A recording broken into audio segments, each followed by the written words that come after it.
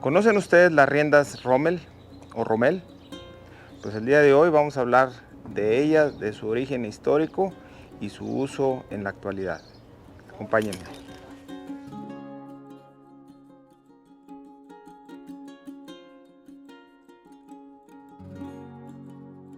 Pues es común que me encuentre yo por ahí entre las redes sociales discusiones para mí un poquito estériles sobre el origen del vaquero, si el origen del vaquero es mexicano, si es español, si es una adecuación norteamericana, en fin.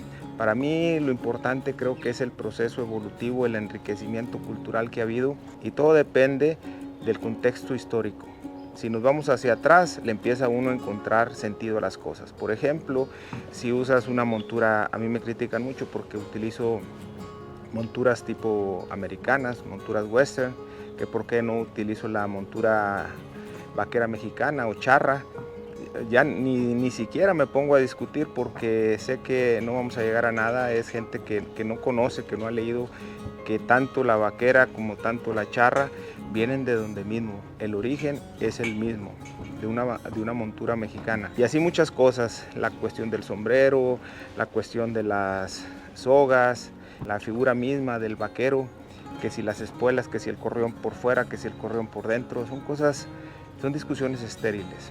Pero lo que es importante es irnos al origen histórico para entender el por qué se usa una herramienta, cómo se debe de usar en la actualidad, porque también, por ejemplo, veo en el caso de los bozalillos en los atuendos o en los ajuares mexicanos y veo que el bozalillo, que debería ir en el bozal, lo traen acá arriba, la traen acá arriba en la frente, abajo del ojo, o no lo traen como debe ser, o no lo traen del material que debe de ser. En fin, así muchas cosas. Hace tiempo yo publiqué, hablando de estas riendas que se llaman Rommel, cuyo nombre, hay gente que le dice Romeo, pero cuyo nombre viene de ramal. Entonces son las riendas Rommel, son unas riendas que son tejidas en cuero crudo generalmente, u originalmente eran de cuero crudo, ahorita ya hay de diversos materiales, pero eran unas riendas que se utilizaban después. Acuérdense que en la antigüedad era el uso del bozal, de la falsa rienda, después no había filete, no había snaffle, era traer el freno colgado, después traer el caballo a dos riendas y después dejarlos a freno pelón.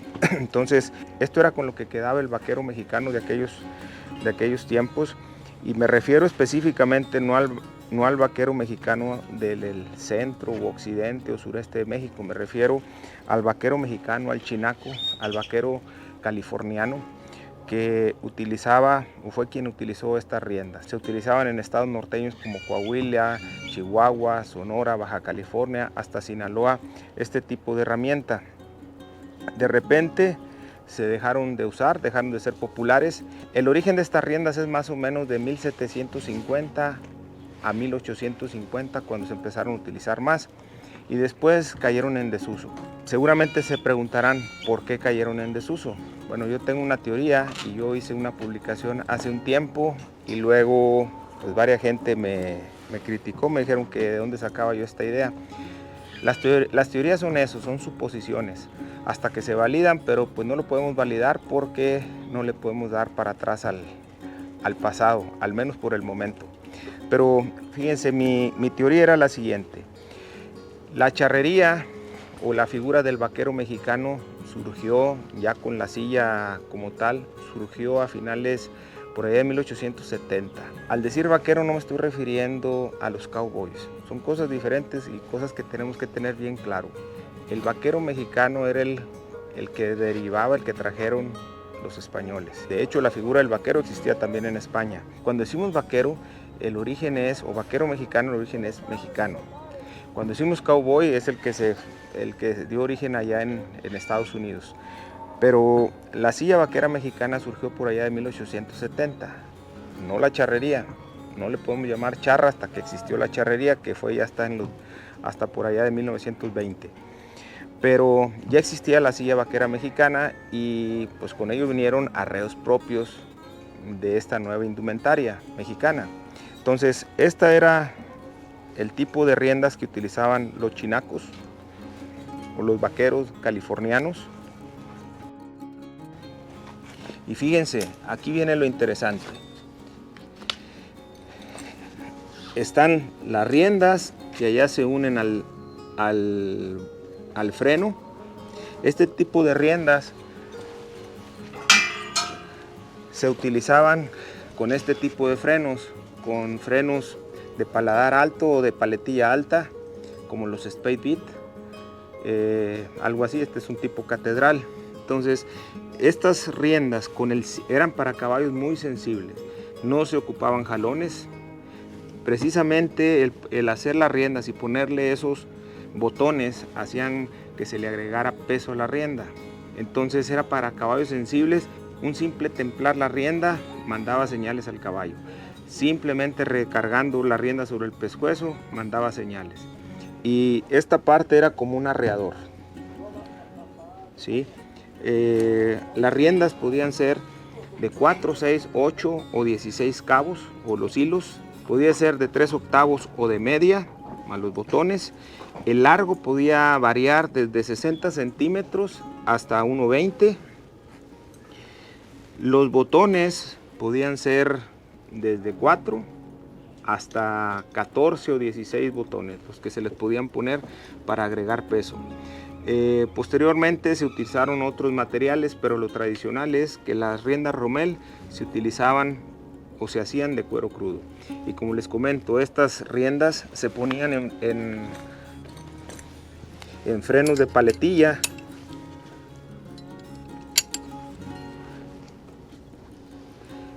Entonces, con un solo templar aquí la rienda mandaba señales. Generalmente la paletilla era más recta. Entonces, con un jaloncito, con una tentada de rienda que se diera, al ser esto más recto, inmediatamente encapotaba el caballo. Por eso estas riendas y estos bocados no se podían tratar a jalones. Mi teoría es la siguiente: si nos vamos en el tiempo,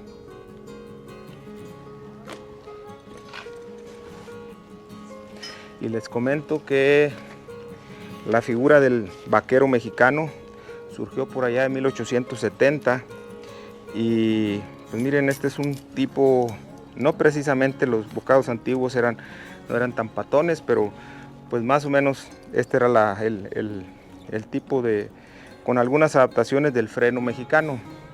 Entonces imagínense que hasta aquí es algo muy parecido. Las cadenillas, aunque no tienen el mismo peso de los botones, bueno, le agregan peso. Por ejemplo, las riendas, aquí si son riendas, como decía la gente de antes, que se vaciadas o guangas, eran para caballos muy sensibles. Cuando eran caballos un poquito duros, tenían que ser las riendas como estas, un tanto tiesas. Pero fíjense, aquí lo interesante: si yo a esa rienda le pego la cuarta de la silla mexicana, fíjense lo que sucede. Le da un parecido, ¿verdad? Entonces, para mí la teoría es de que cuando surgió el vaquero mexicano, como les digo, allá a finales de los 1800, surgió su propia indumentaria. Se quitó esto se puso en la silla acá en el cuartero, al lado izquierdo de la silla del jinete, y quedó ya nada más la rienda esta mexicana. Por otra parte, no solo surgió esto en lo mexicano, sino que ya para ese tiempo también ya existía el cowboy. Acuérdense que la anexión, la cesión de territorio, haya sido como dicen por ahí los políticos, fue por allá entre 1837 y 1845. Entonces también surgió esto. El cowboy americano también tuvo su propia indumentaria, pero en aquel entonces el cowboy tomó muchas cosas del vaquero mexicano, porque cómo corrían a la gente que ya estaba en esas posiciones o en esas situación geográfica. Entonces muchos vaqueros mexicanos enseñaron o dieron pie a la cultura del cowboy americano. Sin embargo, miren aquí en la cuestión de las riendas, aquí las riendas se separaron. Los americanos, o los gringos o norteamericanos, para ser específico, les llaman split reins o riendas planas. Entonces ahí surgió este tipo de rienda ya dentro de la cultura del cowboy, la de la cultura California, del vaquero californiano, y por aquí surgió ya la del vaquero mexicano y posteriormente el charro mexicano. Entonces son cosas que uno tiene a veces que si le das para atrás vienen de donde mismo, el origen es el mismo. La silla vaquera mexicana viene de la silla Santa Fe, que era la silla de los californios, de los chinacos. Después de ahí en Arizona, por ahí surge una silla que se llama la Mother Hubbard. Ya vienen las demás sillas del vaquero americano, del cowboy, y pues surge ya también la silla vaquera mexicana. Entonces todo esto es cuestión de historia, es cuestión de entender por qué tipo de caballos usaban, qué prácticas se hacían. Entonces cuando uno entiende eso, todo toma sentido. Al final, estas tres herramientas, bueno, las seguimos utilizando quienes vivimos, al menos aquí en México, seguimos utilizando. Los que vivimos en el norte, pues usamos en ocasiones las split reins con cabezadas norteamericanas o vaqueras. Las Rommel reins se siguen utilizando, sobre todo en las competencias de reining o de Reigned Cow Horse. Son muy populares ahí donde tienes que traer el caballo a rienda cerrada, y pues no se diga el freno ya llamado charro, con la rienda charra. Y algo interesante, fíjense, la forma de tomar la rienda. En el caso de las riendas de las split reins, generalmente se utilizan así, con un dedo, con el puño hacia adelante, con un dedo en medio, o también de esta manera. Las Rommel reins se utilizan acá. Si nos vieran los viejos mexicanos, pues nos excomulgarían porque se usan así, como si llevaras, te dicen la gente de antes, que si usted lleva un ramo de rosas y si te veían en una rienda de estas que le hicieras así, te criticaban, te decían que si llevas un ramo de rosas o que de qué sabor es tu helado. En las competencias actuales, por ejemplo en el reining o en el Reigned Cow Horse, tiene que traer la mano acá, esta acá, y tiene que haber como un pie y medio de distancia, alrededor de 16 pulgadas de distancia entre una mano y otra. Esta puede arrear, ¿sí? En el caso de la rienda mexicana, la rienda se toma con la mano izquierda, y eso ayer acabo de ver, me mandaron un video de un jinete charro tomando la rienda con la mano derecha. Eso lo deberían de castigar ahí en los reglamentos. La rienda se agarra con la mano izquierda y se agarra de esta manera, ¿sí? La única manera que tú puedes cambiar la rienda a la otra mano es para sacar la cuarta de la silla, la cambias a tu mano derecha y vuelve la rienda a la mano izquierda, y la cuarta queda en la mano derecha. Pues estas son cosas de protocolo de los ajuares, en las diferentes formas de utilizar estas herramientas. No me considero experto, la verdad es que me gusta mucho estudiar esto.